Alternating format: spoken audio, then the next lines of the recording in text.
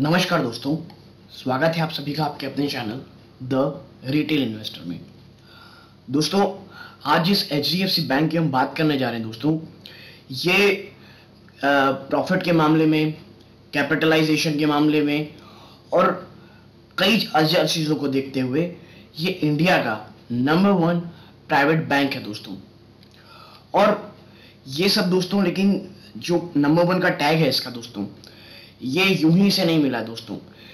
इनके जो CEO थे आदित्य पुरी जी, उन्होंने कुछ ऐसे डिसीजंस लिए जो जब लिए जा रहे थे तब लोगों को समझ में नहीं आ रहा था कि ये जो छोटे छोटे डिसीजंस है ये आने वाले वक्त में इस बैंक को इंडिया का नंबर 1 बैंक बनाएगा।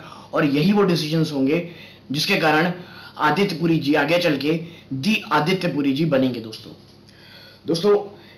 HDFC बैंक जो है उसने जो एक फोकस बनाया वो रिटेल में तब बनाया, रिटेल बैंकिंग में। और रिटेल बैंकिंग उसको बोलते हैं दोस्तों जो आप और मेरे जैसे कस्टमर बन के रिटेल बैंकिंग होते हैं दोस्तों। तो इन्होंने रिटेल बैंकिंग तब जबरदस्त फोकस किया दोस्तों जब पूरी बैंकिंग इंडस्ट्री भर भर के कॉर्पोरेट लोन बांट रही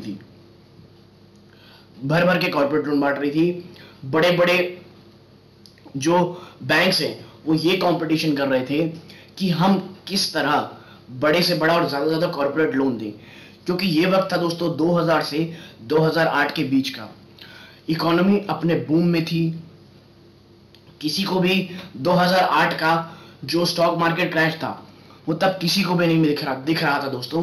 और दिखता भी कैसे, जो बड़े बड़े स्टॉक मार्केट के सो कॉल्ड पंडित्स थे उन्हें भी ये नहीं दिखा, लेकिन जो मेरिल लिंच जिनके कारण ये स्टॉक मार्केट क्रैश आया था वो इतना भयानक था कि जिन भी लोगों ने कॉर्पोरेट लोन्स दिए थे बड़े बड़े, वो आगे चल के इतने बुरे तरह परेशान हुए दोस्तों, इतनी बुरी कदर गिरे।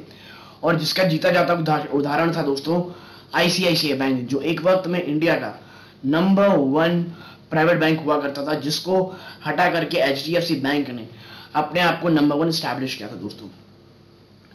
तो दोस्तों आइए शुरू करते हैं इस बैंकिंग के महाराजा, the number 1 Indian bank in private sector, the mogul HDFC bank के बारे में।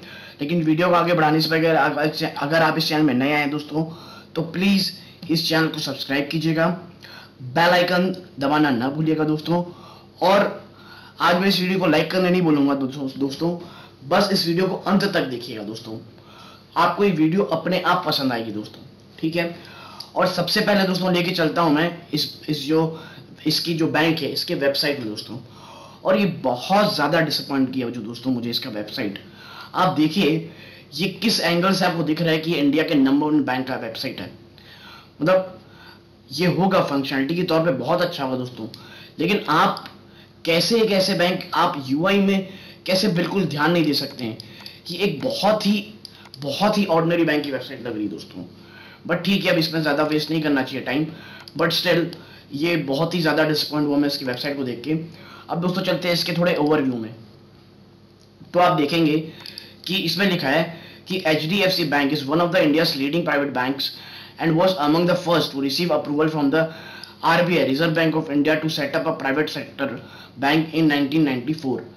दोस्तों 1994 में ना इन्होंने अपना बैंक सेटअप किया। और मैं ये बताऊंगा कि इसमें HDFC का कितना स्टेक है और बाकी लोगों कितना स्टेक है, वो सब दोस्तों जानने की ज़्यादा उतनी ज़रूरत रहती नहीं, बट ठीक है हम आगे चल के उस पर बात करेंगे क्योंकि हमें प्योरली परफॉर्मेंस में देखना है एज ए इन्वेस्टर। तो दोस्तों आगे इसमें लिखा है आज के समय में भैया HDFC bank has a banking network of 5,608 branches and 14,897 ATMs in 2,902 cities and towns. मतलब आप समझ रहे होंगे कि जिस बैंक का इतना जबरदस्त पकड़ हो दोस्तों, वो कैसे अब डिफॉल्ट होगा दोस्तों। हाँ, डिफॉल्ट तो नहीं हो सकता, डिफॉल्ट तो बहुत बड़ी बात है क्योंकि too big to be fail के कैटेगरी में आ चुका है HDFC बैंक। यानी इसका फेल होना, गवर्नमेंट भी अगर ये फेल होता भी है तो इसको बचाने गवर्नमेंट आएगी दोस्तों, क्योंकि ये इकोनॉमी के लिए बहुत इंपॉर्टेंट हो गया है।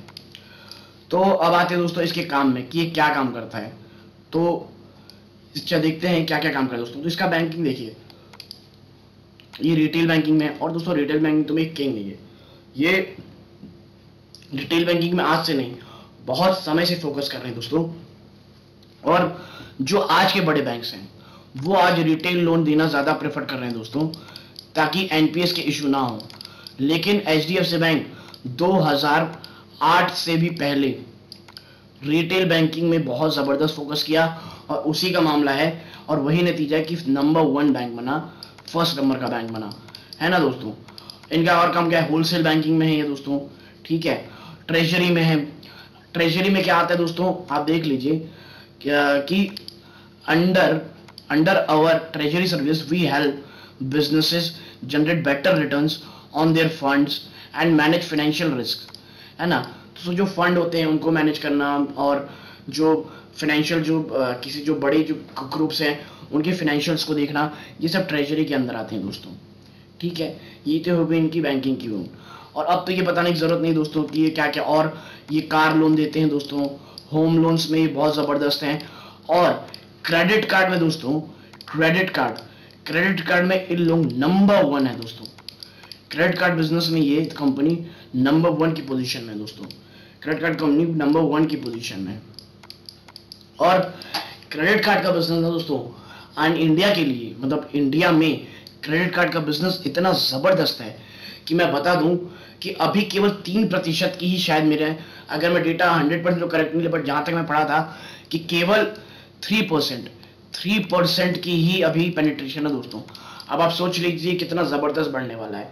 और इनकी जो क्रेडिट कार्ड बिजनेस है दोस्तों, वो कुछ समय से मार जरूर खा रहा है, क्योंकि आपको पता होगा कि भैया आरबीआई ने ना इनके जो क्रेडिट कार्ड नए इशू करने में एम्बार्गो लगा दिया दोस्तों, ठीक है।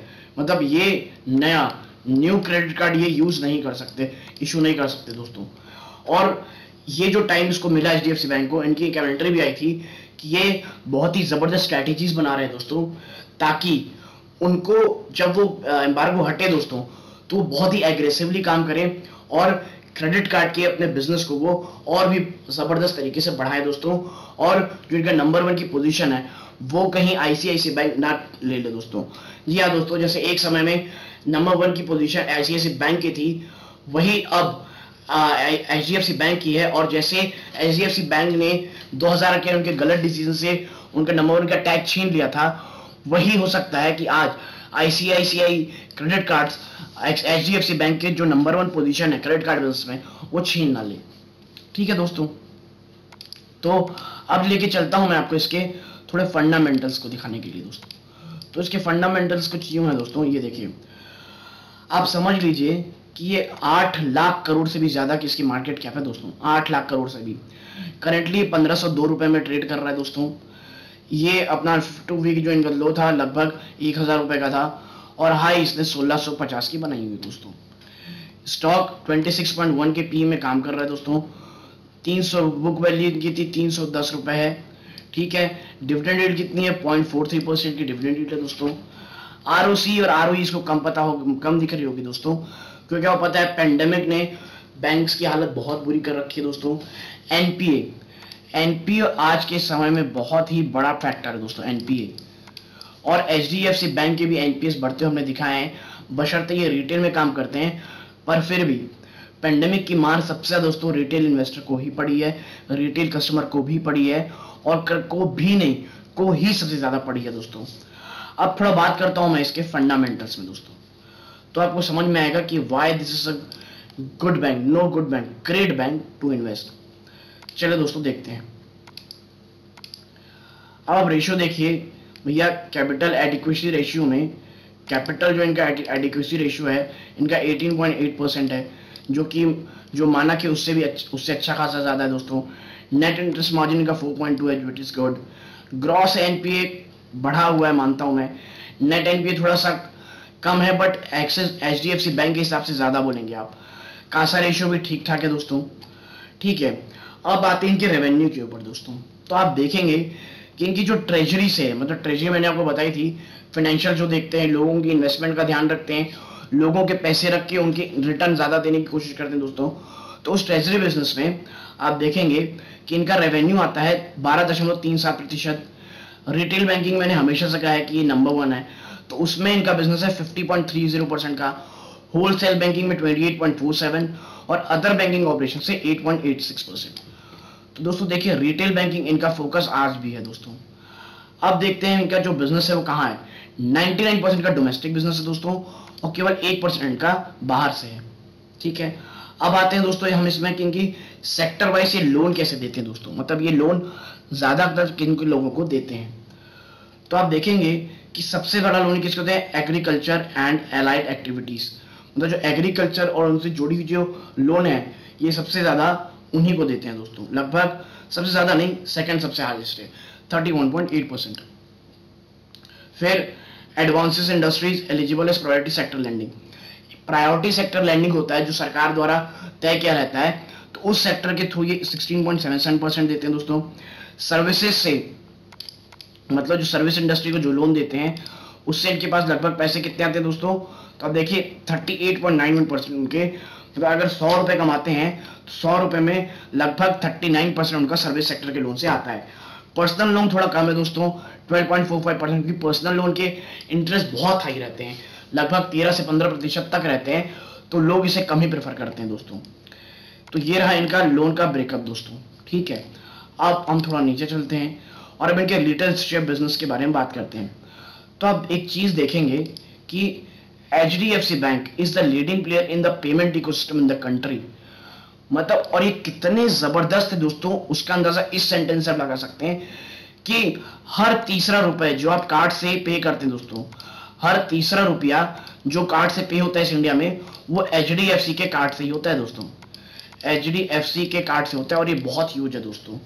ठीक है, they have issued almost 3.21 crore debit cards and 1.45 crore credit cards दोस्तों। ठीक है, नाउ अब मैं बता दूं on the acquiring side currently have over 17 lakh दोस्तों, 17 lakh merchant acceptance point across India. They have a dominant market share of with approximately 50% of electronic card volume, मतलब जितने भी कार्ड से पेमेंट होते हैं या कार्ड के थ्रू भी ट्रांजैक्शन होते हैं उसका 50% जो है ना दोस्तों वो HDFC बैंक के पास है बाय वॉल्यूम दोस्तों। मतलब अगर 1000 करोड़ का अगर ट्रांजैक्शन हो रहा है तो उसमें 500 करोड़ HDFC कार्ड से ही हो रहा है दोस्तों, और ये बहुत बड़ी बात है दोस्तों। अब आते हैं हम लीडरशिप में, एक और लीडरशिप दोस्तों में दोस्तों कि भाई HDFC bank is the second largest collector of direct taxes, number 1 in the middle market banking in 60% market share, one of the largest banking networks in semi urban and rural India दोस्तों इस bank की सबसे अच्छी बात जो मुझे भी लगती है कि सिर्फ शहरों का बैंक नहीं है दोस्तों, नंबर होने के बावजूद ये सेमी अर्बन में भी है दोस्तों, प्लस ये अर्बन क्षेत्रों में भी है। ठीक है, और यही इसके बिजनेस का बैकबोन भी है दोस्तों। ठीक है, और अब देखते हैं इसका भैया क्या है अगली चीज इसमें क्या है। Now market leader almost every asset category with best in class portfolio quality. ठीक है दोस्तों, और एक फन फैक्ट भी दिया है कि भैया HDFC bank was the first bank in India to launch in international debit card in association with Visa and issue the Mastercard Maestro debit card. ये पहली कंपनी थी दोस्त, पहली बैंक थी जिसने इंटरनेशनल डेबिट कार्ड लॉन्च किया था, international debit card launch किया था वीजा के साथ दोस्तों। ठीक है, तो ऐसे कई इसके माइलस्टोन हैं दोस्तों, अगर हम जाएं तो वो हमारी जरूरी नहीं है दोस्तों। देखिए पास केवल आपको एक परछाई देता है, परछाई इन द सेंस एक प्रतिबिंब दिखाता है एक कंपनी का, उसकी निष्ठा दिखाता है, उसके मैनेजमेंट की ताकत दिखाता है, बट हर नया साल एक नई चुनौती लाता है दोस्तों। और ये साल जो आपके सामने दिख रहा है कोविड-19, ये अलग ही लाया है दोस्तों, अलग ही चैलेंज लाया है दोस्तों। और मैं बता दूं आज के डिसीजंस लिए गए वो वही इफेक्ट करेंगे दोस्तों जो इस बैंक की मैनेजमेंट ने 2008 में लिए थे दोस्तों। बट बैंक में अब एक चेंज है कि उस समय उनके पास आदित्यपुरी जी थे दोस्तों, आदित्यपुरी जी थे, है ना। और अब इनके पास आदित्यपुरी नहीं कोई और है इनके बैंक के CEO। मैं मानता हूं कि वो जो CA रहे होंगे वो भी उतने केबल रहेंगे, बट जो चीज है तो है दोस्तों। ठीक है, अब थोड़ा चलते हैं हम इसके और भी डीप में जाके देखते हैं दोस्तों। देखिए इस बैंक में प्रोज एंड कॉन्स मैं नहीं देखता हूं, क्योंकि दोस्तों देखिए अभी बहुत प्रेशर में है ये बैंकिंग सेक्टर और सभी की जो हालत है वो थोड़ी खराब है दोस्तों।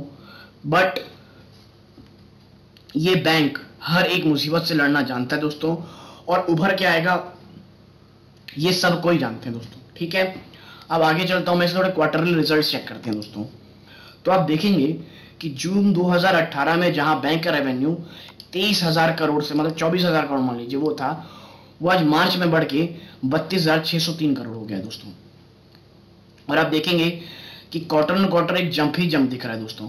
सिर्फ ये यहाँ आपको डाउनफॉल दिखेगा और यहाँ डाउनफॉल दिखेगा दोस्तों, सॉरी यहाँ डाउनफॉल दिखेगा, और हमें पता है ऐसा क्यों है, वो है कोविड-19 दोस्तों। इंटरेस्ट जो इनका है दोस्तों वो थोड़ा सा आपको लगभग कंसोलिडेट दिखेगा, ना ज्यादा बढ़ा है। अपने 2 साल के पहले, 2-3 साल से पहले से केवल 2,000 करोड़ बढ़ा है दोस्तों। और जो प्रॉफिट बिफोर टैक्सेस देखेंगे आप दोस्तों, वो आपको पिछले क्वार्टर से घटा हुआ दिखाई देगा दोस्तों, ठीक है। और जो नेट प्रॉफिट है आखिरी का, वो भी अपने पिछले क्वार्टर से घटा हुआ दिखाई दे रहा है दोस्तों। और इसीलिए मैं कह रहा था कि कोविड-19 जो है वो बहुत ज्यादा इंपैक्ट लाया है दोस्तों बैंकिंग सेक्टर्स में, फिर चाहे वो कितना भी बड़ा बैंक हो। इसीलिए अगर आपको फिनेंशियल्स में अगर आपको इन्वेस्ट करना है दोस्तों, तो आपको थोड़ा कॉशियस रहना पड़ेगा दोस्तों। प्लस अगर गिरावट होती है तो आपको पेशेंटली से एक्यूमुलेट करना पड़ेगा दोस्तों, ठीक है। क्योंकि अभी मार्केट किस डायरेक्शन में होगा ये कोई नहीं बता सकता दोस्तों। और आने वाला समय बैंकिंग सेक्टर्स के लिए बहुत ज्यादा ही डरावना हो सकता है, क्योंकि सेकेंड कोरोना वायरस की जो लहर है दोस्तों, उसने कितना कहर मचाया है वो क्वार्टर्स में हमें पता चलेगा। ये जो आ रहा है क्वार्टर उसमें, प्लस अगर सितंबर में थर्ड वेव आती है दोस्तों, तो वो पता नहीं, भगवान ही बचाएगा हम सब लोगों को दोस्तों, और इन बैंक्स को और बिजनेसमैन को। तो स्थिति पता नहीं क्या रहेगी दोस्तों, बहुत बुरी रहेगी। अब थोड़ा आते हैं प्रॉफिट लॉस में दोस्तों, ठीक है। तो आप इसमें देखेंगे कि इनका जो रेवेन्यू है दोस्तों वो 16,000 करोड़ से आप देखिएगा सीधा आज 1,28,000 करोड़ हो गया दोस्तों, जो कि बहुत ही ज्यादा इंप्रेसिव है दोस्तों, ठीक है। हाँ, इनके एक्सपेंसेस बढ़े तो जी हाँ उतने ही बढ़े जितनी इनकम बढ़ी है। जहां एक समय एक्सपेंसेस 7-8 हजार करोड़ था, वो बढ़ के आज 5 गुना से भी ज्यादा हो गया दोस्तों, 6 गुना से भी ज्यादा, 52,000 करोड़, ठीक है दोस्तों। अब प्रॉफिट बिफोर टैक्स देखेंगे आप, तो भाई प्रॉफिट बिफोर टैक्स जो इनका है वो आप देखेंगे कि ये देखिए, जो 4,000 करोड़ था उससे बढ़ के 40,000 करोड़ हो गया दोस्तों। डिविडेंड पे आउट है कंपनी का, तो जी हाँ बिल्कुल, ये 18% जो पे किया करती थी, अब वो घटाकर 11% कर दिया है। मतलब दोस्तों अगर ये 100 रुपए कमाती है ना, तो वो पहले अपने 100 रुपए की कमाई का जो 18% हुआ करता था, 18 रुपए, वो डिविडेंड बांट देती थी, जो अब घटाकर केवल 11 रुपए हो गया है। और हमें पता है क्यों हुआ है ये, क्योंकि कोविड के कारण इनके पास कैश के भी इशू हैं, आने वाला समय में एनपीए बढ़ सकता है, और भी कई सारी चीजें हैं दोस्तों, ठीक है। अब आगे बढ़ते हैं दोस्तों, और कंपाउंड सेल्स ग्रोथ देखिए आप, वो आप भी कंपाउंड सेल्स ग्रोथ देखिए दोस्तों, एक डिसेंट, इतने बुरे हाल पिछले 3 से 2 साल में इतना बुरा हाल रहा है बैंकिंग सेक्टर का, फिर भी दोस्तों 15% की कंपाउंड सेल्स ग्रोथ है दोस्तों, और 10 साल में देखेंगे तो 20%, जो कि बहुत जबरदस्त है दोस्तों। कंपाउंड प्रॉफिट ग्रोथ देखिए आप, 3 साल में 20% की कंपाउंड प्रॉफिट ग्रोथ है, 5 साल में भी और 10 साल में भी दोस्तों। ये बैंक सिर्फ इसलिए नहीं इन्वेस्ट कीजिएगा कि आपके पैसे को दुगना करेंगे, ये वो बैंक है दोस्तों जो एक कंसिस्टेंट रिटर्न देते हैं दोस्तों। जहां कई बैंक अगर आप 5 साल रखते हैं तो 2 साल 200-300 गुना कर देते हैं, फिर आने वाले 1-1.5 साल में वो आपके पैसों को शायद आधा भी कर दें, गिरा दें। और ये बैंक वो है दोस्तों जो हर साल आपको 15 से 20% का कंफर्म रिटर्न देंगे, और हर गिरावट एक खरीदारी का मौका देते हैं दोस्तों। स्टॉक CGR20 का पिछले 3 साल में घटा है, क्यों घटा है बताने की आप लोगों को जरूरत नहीं है, और 5-10 साल में अभी भी इंटैक्ट है दोस्तों। ROI भी पिछले 3 साल में घटी है, 5 साल में उतनी है, और ये देखिए 18%। और ये ROI इसीलिए है क्योंकि इनकी प्रॉफिटेबिलिटी में कमी आई है दोस्तों, आप देखे होंगे, और इनकी जो चैलेंजेस है एनपीए भी वो बढ़े हैं दोस्तों। अब आते हैं एक बैंक की जो रीढ़ की हड्डी होती है दोस्तों, रीढ़ की हड्डी, उनका ऑक्सीजन जो बोलना है बोल सकते हैं आप, वो है इनकी बैलेंस शीट दोस्तों। अब चलिए थोड़ा इनकी बैलेंस शीट में चलते हैं, तो आप देखेंगे कि भैया जो इनके शेयर कैपिटल्स हुआ करते थे 458 की, ठीक है दोस्तों, हाँ ये रहा, सॉरी एक सेकंड रुकिएगा दोस्तों, माफ कीजिएगा। हाँ आप देखिए, जो एक समय में आपके 458 करोड़ हुआ करते थे, वो आज बढ़ के दोस्तों देखिए 551 करोड़ हो गए दोस्तों, ठीक है। और जब ये 551 करोड़ हुए हैं, और इनके जो रिजर्व है दोस्तों, कैश रिजर्व, वो जहां एक समय में 21,000 करोड़ हुआ करते थे, आज वो बढ़ के आप देख के हैरान हो जाएंगे दोस्तों 2 लाख करोड़ से भी ज्यादा है दोस्तों। यानी कि हर एक मुसीबत से लड़ने के लिए इनके पास कैश है दोस्तों। इनके पास अगर मैं बोरोइंग की बात करूं तो देखिएगा 1,00,000 1.5 लाख करोड़ से ज्यादा है दोस्तों। लेकिन दोस्तों आपको एक बात याद रखनी पड़ेगी कि ये बैंक्स हैं, इन्हें कैपिटल चाहिए क्योंकि इन्हें लोन बांटना रहता है, और जब तक ये लोन लेंगे नहीं तो ये लोन बांटेंगे कैसे दोस्तों। और एक अच्छा खासा रिजर्व है इनके पास, उससे लगभग 50,000 करोड़ से ज्यादा ही है दोस्तों कैश रिजर्व बोरोइंग से, जो कि एक अच्छी चीज है दोस्तों। फिक्स एसेट देखिए दोस्तों, क्या ये बढ़ी है? हाँ दोस्तों बिल्कुल, जहां इनके पास फिक्स एसेट 2,000 करोड़ के लगभग थी, वो आज बढ़कर 5,000 करोड़ हो गई है दोस्तों। ये देखिए 5,000 करोड़ लगभग इनके पास हो गई है दोस्तों। ठीक है, टोटल एसेट की बात करें दोस्तों तो एक आप देखेंगे इसका लगभग 17 लाख करोड़ से भी ज्यादा का इनके पास दोस्तों आज रिजर्व कैश टोटल एसेट बचा है दोस्तों, है ना। अब देखिए इनका कैश फ्लो क्या है, तो इनका जी हाँ दोस्तों एक समय नेगेटिव हुए थे इनके कैश फ्लोज, बट अब ये फिर से पॉजिटिव में आ गए हैं, जो कि एक अच्छा साइन है दोस्तों। ठीक है, और अब नीचे और चलते हैं दोस्तों, तो आप देखेंगे कि इस कंपनी का आप देखेंगे आरओई, देखिए पिछले सालों से ये घटता हुआ दिखाई दे रहा होगा दोस्तों, और ये क्यों है मैंने बताया है आपको, और सिर्फ कारण उसका पैंडेमिक है दोस्तों। ठीक है, अब अगर हम नीचे चलें तो इसके शेयर होल्डिंग पैटर्न्स आते हैं दोस्तों। ठीक है, तो देखते हैं कि पैटर्न शेयर होल्डिंग पैटर्न्स के बारे में। तो भाई जिनका शेयर होल्डिंग पैटर्न है उसमें जो सबसे बड़ा स्टेक है दोस्तों वो ये देखिए एचडीएफसी का है दोस्तों। सबसे ज्यादा जो इनका शेयर होल्डिंग पैटर्न है, शेयर होल्डिंग है, आप देखेंगे प्रमोटर है ये लगभग 19.5% का इनके स्टेक है। और दूसरा, माफ कीजिएगा दोस्तों, और जो दूसरा सबसे ज्यादा है वो एचडीएफसी इन्वेस्टमेंट का है, और तीसरा एचडीएफसी होल्डिंग्स का है दोस्तों, जो कि अब 0% है। एचडीएफसी इन्वेस्टमेंट और एचडीएफसी कॉर्पोरेशन, जो HDFC housing development finance corporation दोस्तों, उसका लगभग 19.5%, और एचडीएफसी इन्वेस्टमेंट लिमिटेड का लगभग 6.5% से भी ज्यादा का स्टेक है इसमें दोस्तों। क्या इसमें एफआईआई का स्टेक है? आप बस देखिए इसके एफआई के स्टेक देखिए दोस्तों, ये पहले 40% से 2018 में वो घट के 39.79 हो गए, जो कि नेग्लिजिबल है दोस्तों। गवर्नमेंट की स्टेक है? जी हाँ, है भी नहीं बल्कि इसने बढ़ा दी है दोस्तों, है ना। डीआई की है? जी हाँ दोस्तों, डीआई की देखिए जो एक समय में 14.5% थी वो आज बढ़ के दोस्तों 21% हो गई है। तो दोस्तों ऐसा बैंक जहां एफआईआईस, दूसरा डीआईआईस और तीसरा है गवर्नमेंट सरकार, ये तीन जब इतना भरोसा कर रही है दोस्तों, तो आप और हम कौन होते हैं इसमें ना भरोसा करने वाले। लेकिन दोस्तों मैं बता दूं ये प्योरली एजुकेशन पर्पस के लिए वीडियो है, कोई भी पोजीशन बनाने से पहले वित्तीय सलाहकार से सलाह जरूर लीजिएगा दोस्तों। और मेरी पर्सनल ओपिनियन से दोस्तों इससे अच्छा मौका नहीं मिलने वाला इन्वेस्टमेंट का। और अब चलते दोस्तों थोड़ा सा इसके चार्ट को दिखाता हूं मैं आपको। ठीक है दोस्तों, इससे थोड़ा मिटा दूं दोस्तों, आप देखिएगा कि ये 1500 से ऊपर ट्रेड किया दोस्तों, इतनी गिरावट के बावजूद, जो एक अच्छा साइन है दोस्तों।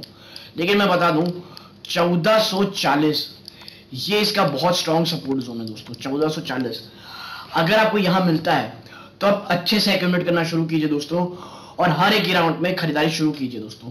क्योंकि अब मैं आपको एक चीज दिखाऊं, पिछले अगर मैं 1 महीने की बात करूं दोस्तों, तो आप देखेंगे कि ये 100 रुपए से भी कम के दायरे में ट्रेड कर रहा है दोस्तों। ये देखिए 100 रुपए से भी कम के दायरे में ट्रेड कर रहा है दोस्तों। और ये जो एक्यूमुलेशन का जोन होता है ना दोस्तों, उसके बाद बैंक ऊपर ही भागता है दोस्तों।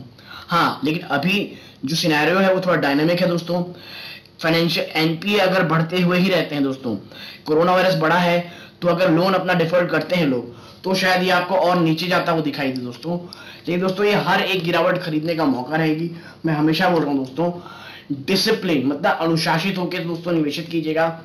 एक बना लीजिए कि मैं हर 10% में खरीदूंगा गिरावट में, हर 15% गिरावट में खरीदूंगा। ये दोस्तों आपके ऊपर है, आप कर लीजिए, और ऐसा डिसिप्लिन होकर के इसमें इन्वेस्ट कीजिए, और छोटा छोटा एक्यूमुलेशन कीजिएगा दोस्तों, इकट्ठा मत कीजिएगा।